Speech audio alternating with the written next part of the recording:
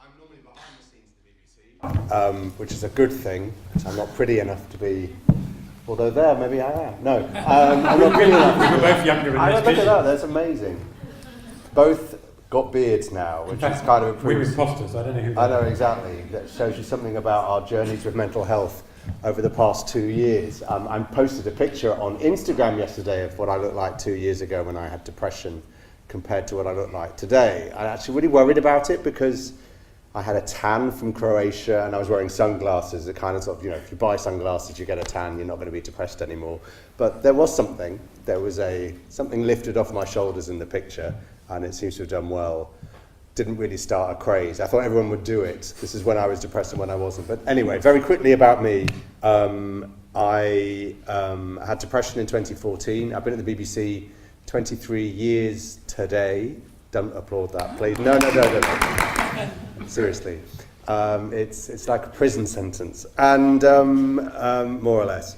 I love it, clearly. Now I work, I run the planning department for UK News, whatever that. I'm in charge of everything that's about to happen in the UK and how we cover it on TV, radio and online. And there's a remarkable lot of news that we know is about to happen. That's not some big conspiracy thing, we just know. And I had a period of depression which my boss said to me one day, probably sort of 2 or 3 days after I'd been off work, and I admitted to him that I had depression. He said to me, right, I'm not going to be very good at this. I don't really know what to say to you. I don't really know how to act, but all I can say is I'm really worried and I want you to get better. To which I immediately replied, oh my gosh, that's actually quite a good way of going about it. And then the two of us kind of laughed all our way through because I said I wouldn't know what to do if somebody came to see me, which began a journey which ended up at the University of Michigan on a sabbatical where I was supposed to do depression in journalists, and it grew into some massive project about depression in the workplace and the kind of best ways of helping people, best ways of supporting them. I think we're going to talk a lot about that.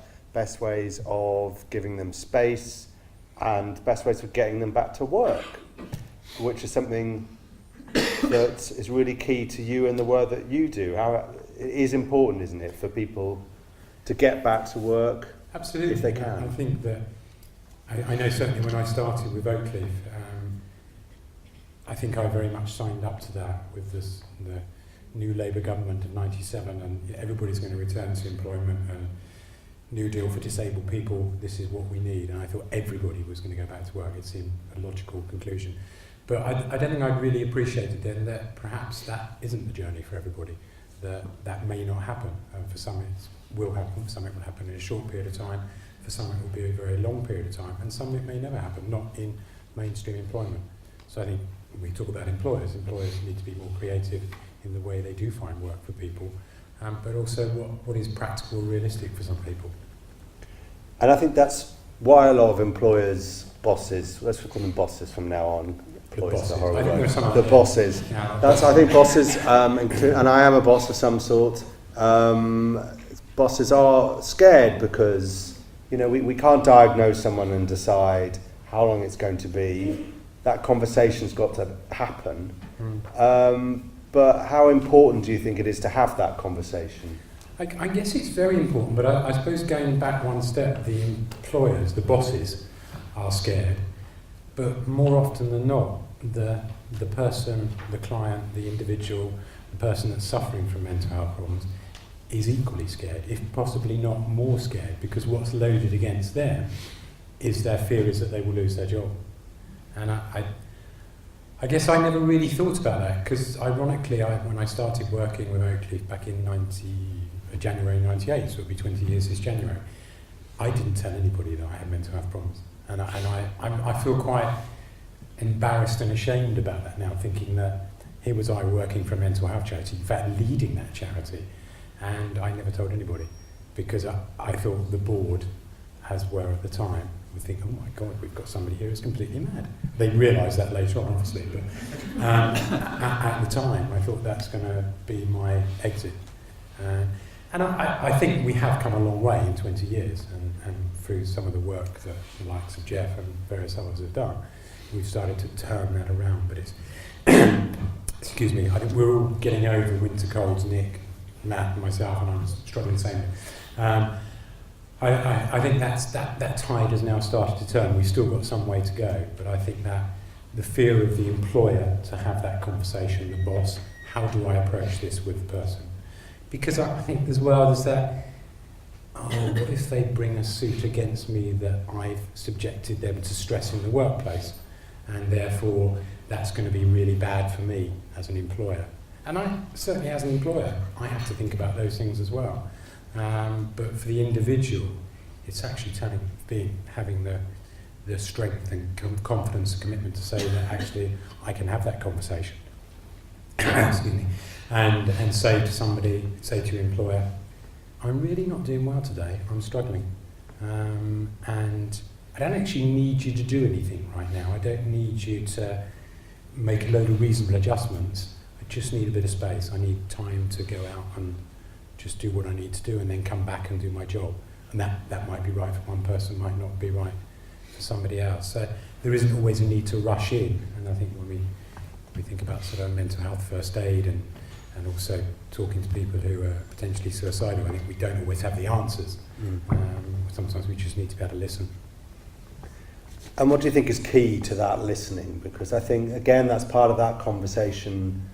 I always think of the example if you were at work and somebody that works for you struggles getting up, obviously has backache or a back problem, or you're just naturally going to say, are you all right? Do you want me to do anything? That's your first reaction. People can just say that to each other as a colleague. But what are the key things, do you think, in those conversations? A couple of us were here on Monday, and we were listening to Ruby Wax and Co. And a similar-ish question came up, and somebody was talking about, well, how do you talk to somebody who's in distress? And the guy who was talking about, as a man, generally, men find that a lot harder to do. And I think part of it is parking your own need and your own anxiety and your own fear around what might happen. Because more often than not, there's that sort of great myth that if you talk to somebody who's suicidal, they'll end up committing suicide, and that's rubbish. We know that's simply not true. It is creating that space to listen. And I think there are certainly some people, and I guess we all know them, where there's that, you say, I hurt my back at the weekend, and that person who'll go, oh yeah, so did I. So it was just so much worse than yours. Or, oh yeah, I had a headache, and it was a migraine. They're not the people clearly to do this, but most people can quite easily just stand back from their own need and listen and engage with that individual that is struggling. And sometimes that's all that people need. And we don't need to be clever. We don't need to have any magical answers. We just need to be able to listen.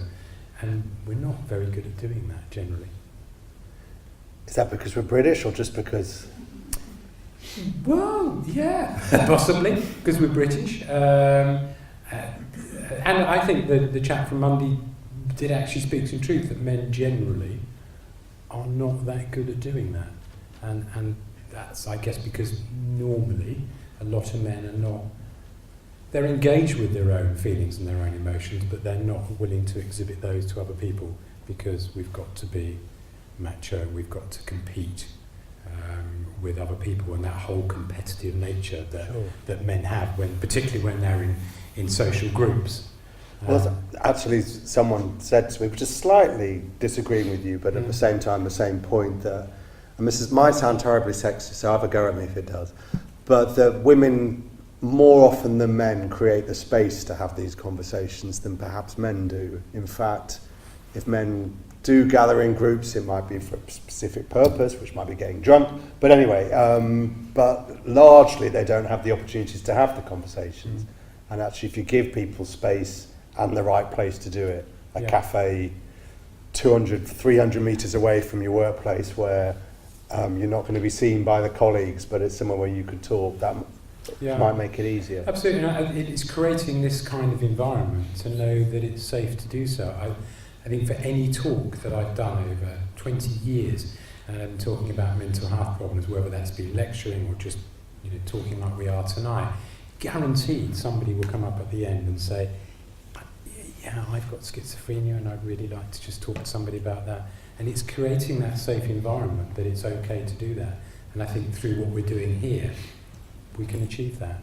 And it's not just getting the message out. I think it's about sort of reality of it all. I think, you know, we can all, I guess, you know, if you've never been to the countryside, and here we are in leafy Surrey, you know, if you've never been to the countryside and you've read about it in a book, you think, well, yeah, I know what the countryside looks like. There are trees and there are cows and there are smells coming from cows, and other such things, and the way the weather will be. I've got a kind of picture of what that would be like. But until you really experience it, you stop reading the book out and you go out and experience the countryside, then you can really engage with it. You can touch it and feel it and smell it. And we're not suggesting that you come and touch and feel and smell any of the people here that are talking tonight, but you get a real exposure to what perhaps mental health is like. And I guess that's the kind of message that we can convey.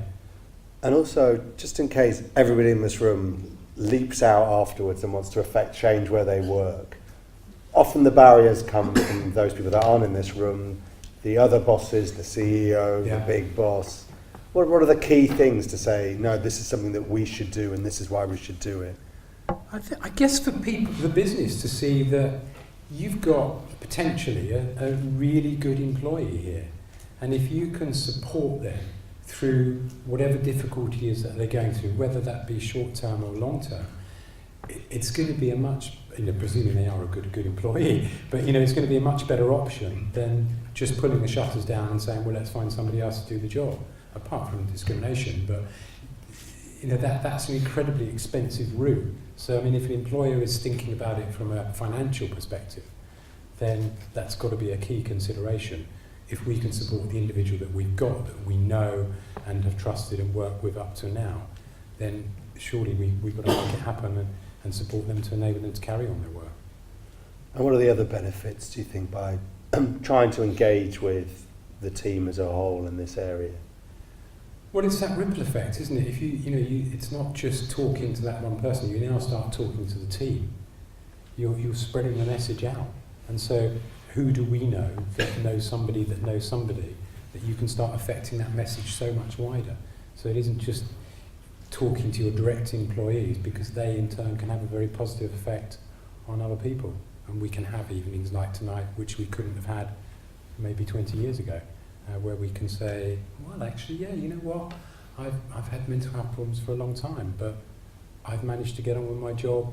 I guess in some ways, I think I'm very fortunate.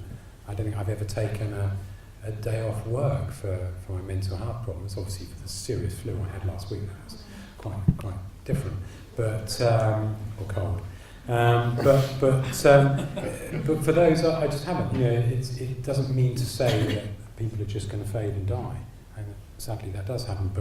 But most of the time, people are able to get on. But we just need to allow space for them. And just to finish off, you've been around more than 20 years, but 20th anniversary in January, yes. Where do you think you'd like this country to be in 20 years' time in this area of mental health? Well, I suppose it's been said so many times, but particularly recently, it's about the sort of just investment in... It's actually not just talking about the investment in mental health, it's actually making it happen. And I think many governments, and we won't get into slandering anyone's in particular, but you know, they've talked some good fights, and I think now we actually need to see some action, and that can only happen through really serious investment to make a difference, but to make that enduring. And so often, and I know there are some politicians in the audience, be they local or wider afield, but I think so often it's only thinking about now and the immediate future, the next 4 years of a particular term, as opposed to thinking, well, where are we going to be in the long term? What can we do that is going to make a difference, and are we really being smart in the way that we work? You know, that sort of culture that, well, I know I've done my 36 hours, but my colleagues are still here, so I don't need to be seen to be the one that's going home first. I need to carry on and be seen to be the one that's going home last, so I can go, yes, how well I've done, and my employer might recognise that. For the employer to be going, hey, get home, because you've got a life outside of here. So I think there's a lot of work to do, but we've made a lot of progress. Thank you very much. Thank you.